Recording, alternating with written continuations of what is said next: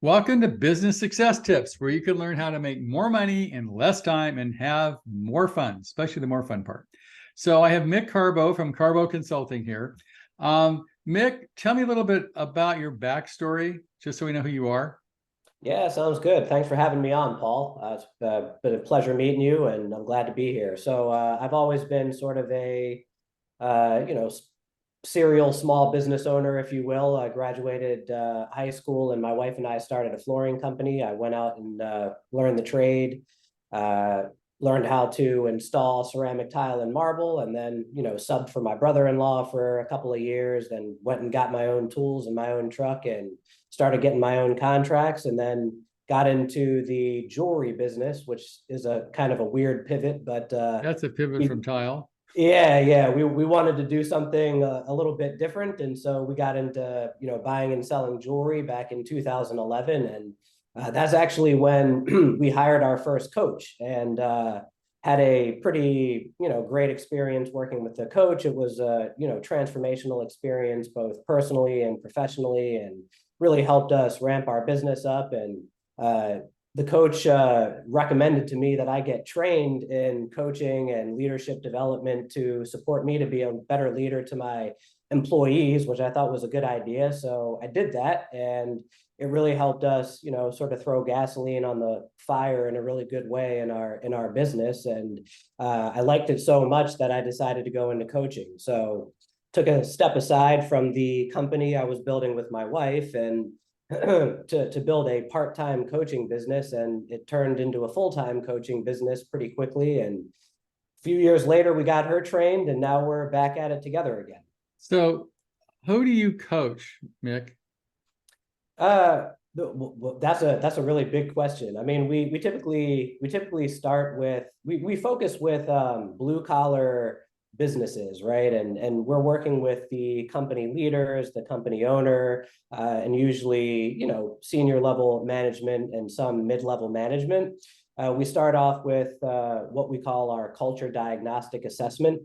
We have a system that we created called the culture growth system. And so what we do is we're looking for supporting business owners to, relate to their people as their number one asset, and, create leadership development programs and coaching programs to build people up. And by doing so, it, supports the company in growth. I'll say, Mick, I have a question for you. How do you take somebody in this industry, and most of the people you're talking to are all contractors. Um, Yeah. how do you go from a tradesperson like a carpenter or a plumber to an entrepreneur? Because a lot of these guys were raised that rich people are bad or whatever. There's like, they don't think, wow, Elon Musk must be an amazing person and a wonderful Yeah. guy. They think, who did he do over to get his money, right? So Yeah. how do you help people that go from a craftsman mentality, a blue collar mentality, to an entrepreneurial kind of mindset? Well, I think that's a really great question. I mean, I think you're right in a whole lot of instances. So I think the first part is working with them on their mindset. A lot of what we do in our coaching is working with context in addition to, the content of what's going on, the day-to-day issues, the, problems that they're facing. And, part of that mindset is going from that, technicians way of going about things to that entrepreneurial or I more of mean, a it's an leadership mindset. honest day's work for an honest day's pay kind of thing, right? I Well, mean, yeah, you yeah, work hard, you make money, you don't do anybody in, you tell the truth. It's kind of like middle class, solid, middle America, you're a good guy. The minute yep. you get into the upper classes or the entrepreneurial kind of feeling, a lot of those people, in my opinion, don't have the greatest opinion of entrepreneurs. Yeah, I think that one of the ways that we do it is we connect the leader's success to the team's success. It's not just about getting rich and lining their own pockets with cash and being the one with the boat and the nicer truck, and everybody else has to do all the hard work, right? If Mhm. they, in our culture growth process, a lot of it is sort of evening the playing field and making sure that employees are incentivized to, come in and put their best foot forward and do their best work. And that, that has to do with everybody being successful or having that opportunity to be successful. So how do you help I'm going to just say I don't know, remodeling contractor doing 3 million has 8 people working for him or her, right? And so what do you do to help them build a better team and be a better leader?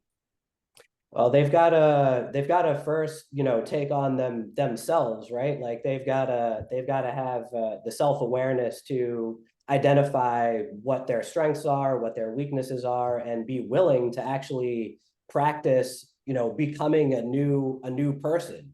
I really like to really deconstruct the person, right? Like there are no bad teams, there are only bad leaders. And Right. so I like to, kind of turn the mirror around on them so that they, they're taking themselves into that sort of consideration, building self-awareness, working through all of the kinks in their how do you personality. get them to I'm going to call it sort of a trash mindset, for lack of a better term? How do you get them to overcome, what their mom and dad taught them, what they learned in school, all that kind of, I'm going to call it middle class programming in that kind of way? By How looking do at the they overcome that? consequences, Huh? by looking at the consequences of that sort of mindset and that sort of way of being. Sometimes people are just like bull in a china shop, barreling through and not taking a look at what the consequences of those things are, what they're leaving in their wake. So Mhm. by having them see, living by the way you are and doing the things that you do is causing, turmoil, it's causing losing profits, it's causing bad relationships to be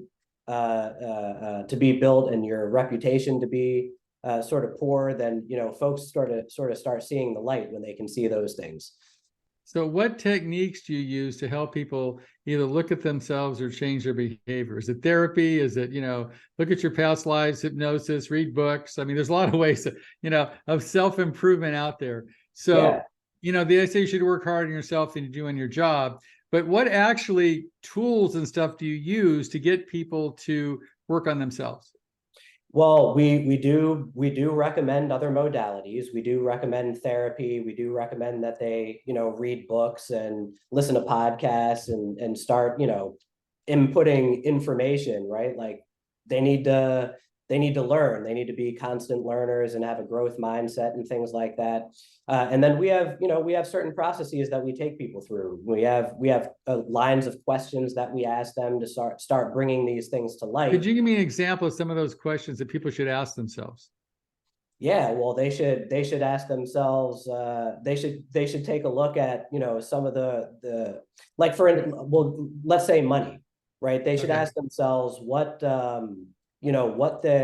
their relationship is to money. How they are they the type of people that think that money grow on trees or that you have to work really hard in order to make it? And then you got to really go into again, sort of looking at what the consequences are of those stories that they're telling themselves to see if they're actually true. They usually see that they're only interpretations, that they're not necessarily the facts. And, then, they've got to look at a new way of relating to things that would cause the results that they want to have.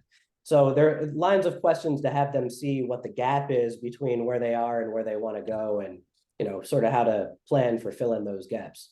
So do you have a sample of some contractor you work with who, I mean, hopefully was an alcoholic or drug addict, those are harder, right? So, but whose behavior or outlook on life was being unproductive, things you did to make him shift that outlook and the results?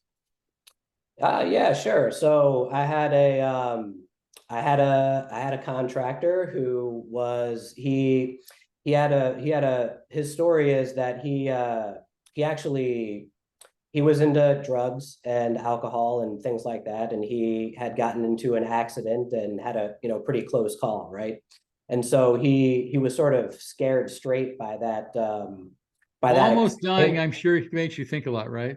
Yeah. I don't know if he almost died, but I guess it was probably close, But Right. but I think that often somebody's got to be leveled a little bit. They've got to be brought down from that arrogant, I'm the best thing since, sliced bread and Mhm. 7-Up, and that was what happened for this person. And then, he hired me. He said, look, I need to make some changes. I don't know exactly what I'm doing right and what I'm doing wrong, but my business is suffering. And so we sat him down and we, assessed the business. We, took him through a process of looking at what was working really well and what wasn't working really well. And had him, I think the bottom line for this guy was he had to take personal responsibility for it.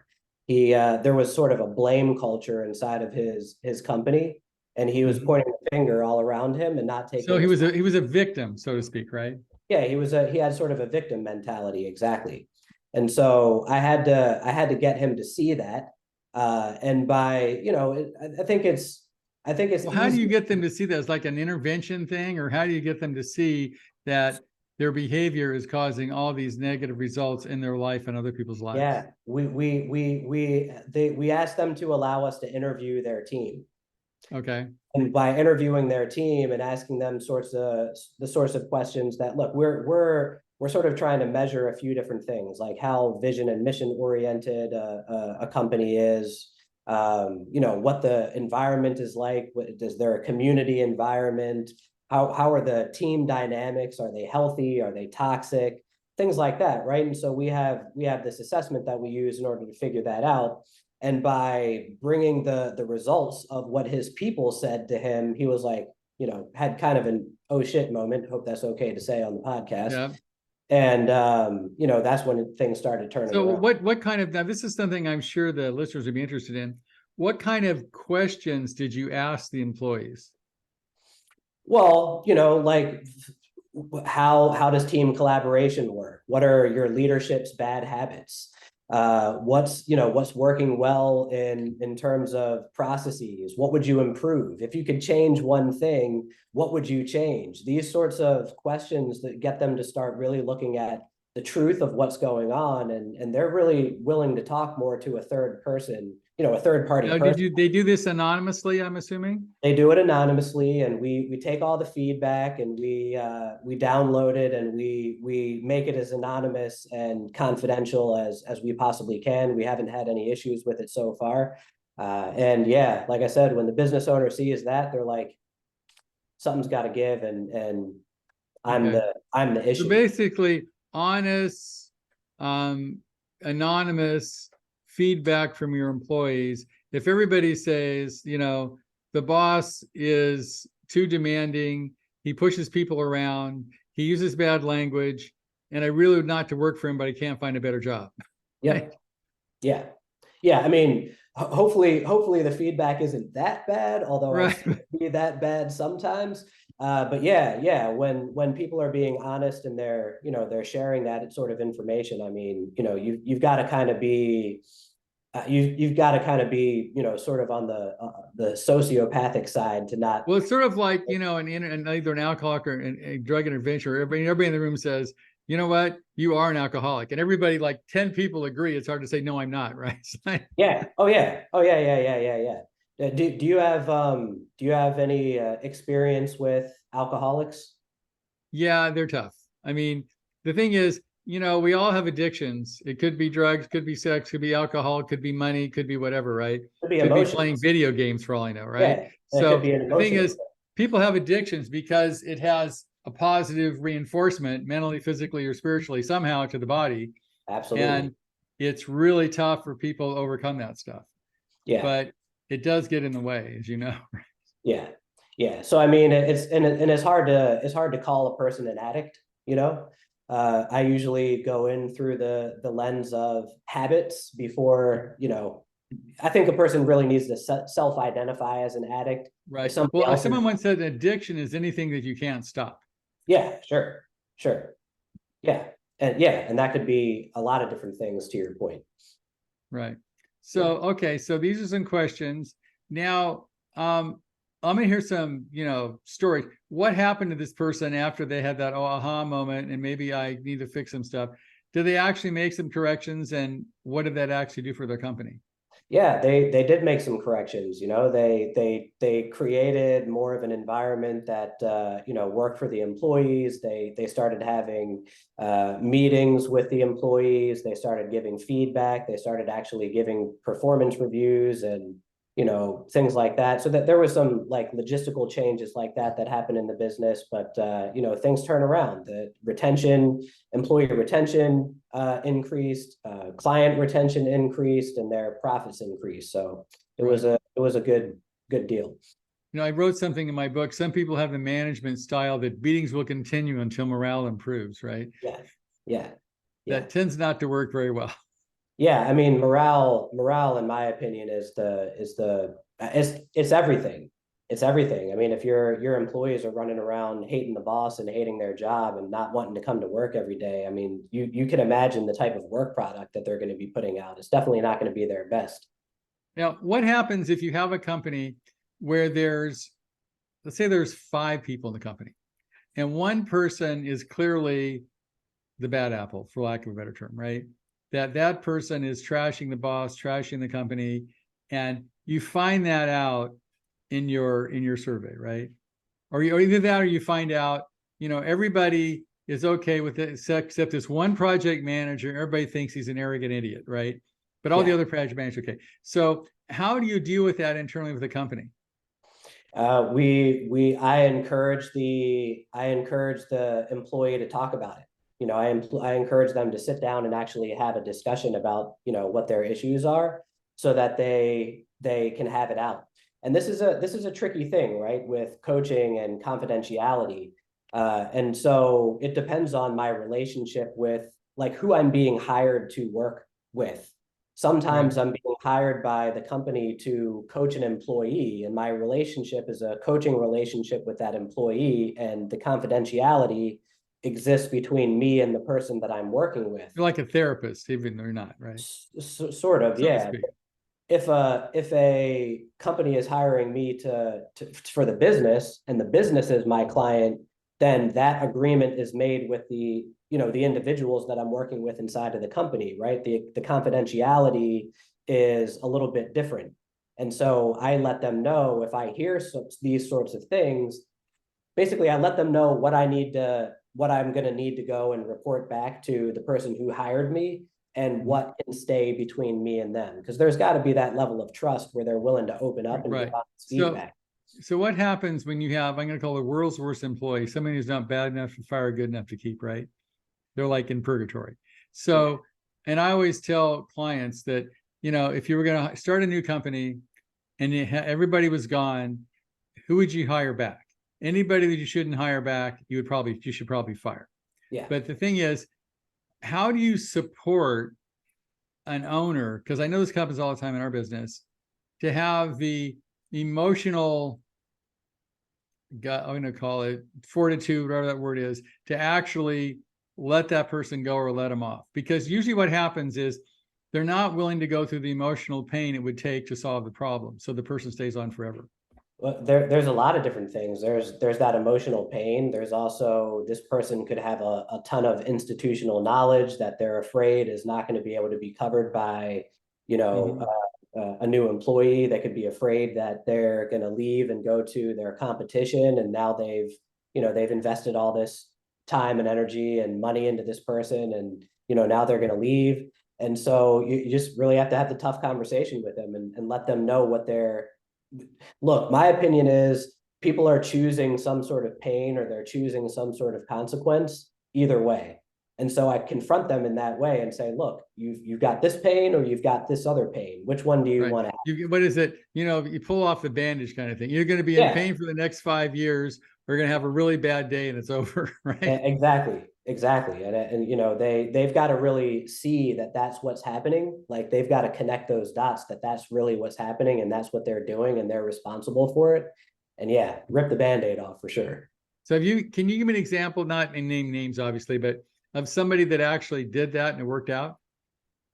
Oh yeah, I mean, I've got a lot of examples of it. This one's actually a distribution company. It's not a construction company, but yeah, they had to get rid of this person that was, sort of a bad apple and spreading toxicity, and they brought in a couple of new people to replace this person, and everything was, magically better somehow.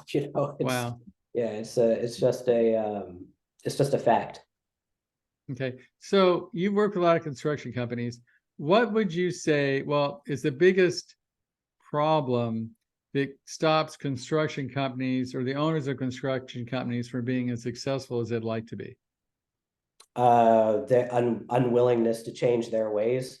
This is the way that we've always done it, so we're going to keep on doing it that way, and unwilling to look in the mirror and look at what's not working, and be willing to, to your point, kind of go through the emotional roller coaster that it is to create change. Mm-hmm. So, what is your biggest client success that just comes up to mind? Your biggest client failure and why? I think the biggest success is the company. The business owner wanted to sell the company. Had a couple of year runway, wanted to sell the company. Ended up, going through a lot of different deals that didn't work out, and Mm-hmm. ended up taking on a 50% investor, and now is going to be has a percentage of the parent company, and is going to be able to kind of ride off into the sunset in the next 2 to 3 years from now. So Okay. that's awesome. I've been working with that company for 4.5 years now, closer to 5 years actually. And I think the biggest failure is, there was a company I was working with, and they just couldn't take the heat. They just didn't. They were unwilling to. They were unwilling to. They were unwilling to make the tough changes that So I they would put that you would say they were uncoachable. they were uncoachable for sure, absolutely. And I worked with them for 6 months, and it was like, I feel like it was bad for me too. It felt like just kind of beating my head against the wall every Right. day, and that sucks. You don't want to work with clients that are gonna, No, life's too give you short for the that kind ringer. of stuff for sure. Yeah, absolutely. So if you work with a lot of contractors, again, what kind of so say I use the airport example. You're in an airport, you meet a guy at the airport, you're gonna never see each other again. He can't get a hold of whatever reason. And he says, well, you know what? My construction company, I'm doing 3 million. I'm barely making 100,000 a year. I made more as a carpenter, I as a construction owner, as a business owner. My employees are like, nan and nan. I can't seem to find good employees, can't seem to find, the good clients. You're a coach, you've worked a lot of these companies. You got 15 minutes here. What should I do? Oh man, that so I've got 15 minutes with Yeah, this you're business. just gonna have to give them the like download. You got nothing to lose. Just tell them the reality as you see it from your sort of gut intuitive kind of level because Oh you've done yeah, it so well, long. I mean, you've got to cut the dead weight. You've got to look at, what your goals are for the next 1 year, and then 3 to 5 years, and you got to take an honest look at, the processes that you have in place, and whether or not they're actually going to connect to those goals that you have. Right. So again, you got to get rid of the bad people. You've got to look at, where you're going and what you need to do in order to get there. And you've got to, make the tough decisions in service of Right. making it happen. But obviously, we have probably done it too. But obviously, in this case, you're probably saying that he or she is a bigger part of the problem because if you can't find good people, you can't find good clients, and you have got good processes, it's not construction's fault or where your business office is It's located, a right? 100% of the time the leader's fault. That's where I come from. Some people might have a different opinion than that, but in my opinion, and in all the work that I've done, it's 100% of the time the business owner's fault. And A so, leader can't be pointing fingers at everybody else. A leader's got to take full 100% responsibility and relate to themselves as the problem. But to right. me, that's a great moment. That should be like a happy, joyful moment for a business owner. Why? Because that means that construction doesn't have to change. All the employees don't have to change. The world around him doesn't have to change, or her. That they just have to take responsibility for changing, and then it's like dominoes, and they all start falling in a positive way as a result of the business owner taking that level of responsibility. Right. So you would sort of say like, yeah, well, first place, you're probably the problem. So unless you're willing to work on yourself, it's probably going to continue, right? Exactly. Exactly. Cool. So, question for you: if people want to, like your style, they sort of like, they intuitively get hit that, mixed kind of guy I want to work with. How do they get in touch with you? They can come to our website, carbocoaching.com. We have a forum on there. People can fill out. It They can sounds get like a weight loss program. I've heard that. Yeah. Carbo, like carbohydrate without the hydrate. Right. And obviously people can find me on LinkedIn too. Okay, cool. And describe for me, your ideal client, just so if they're listening, they can sort of relate to that. Who would you like to work Yeah. with? If you had who's your avatar, your ideal client? Yeah, sure. So it's a business owner that's somewhere between 5 million and about 50 million or so. They've got anywhere between 5 to 150 employees, and they're looking to grow, and they're looking to, take a look in the mirror and figure out what they need to do in order to make that happen. Okay, great. Well, if anybody listening to this fits that qualification, they get in touch with you by Carbo, is it carbocoaching.com, right? Yep, carbocoaching.com, and find me on. And I assume you do like an introductory meeting to find out if it's a good fit and that kind of thing. Absolutely, yeah. We'll talk with you a couple of times for no charge to make sure that we're a good fit, and then figure out from there. Cool. Well, thanks, Mick. I appreciate being on the show. And if you're listening to this and you sort of get like, this is the guy for me, I give him a call. Thanks, Paul.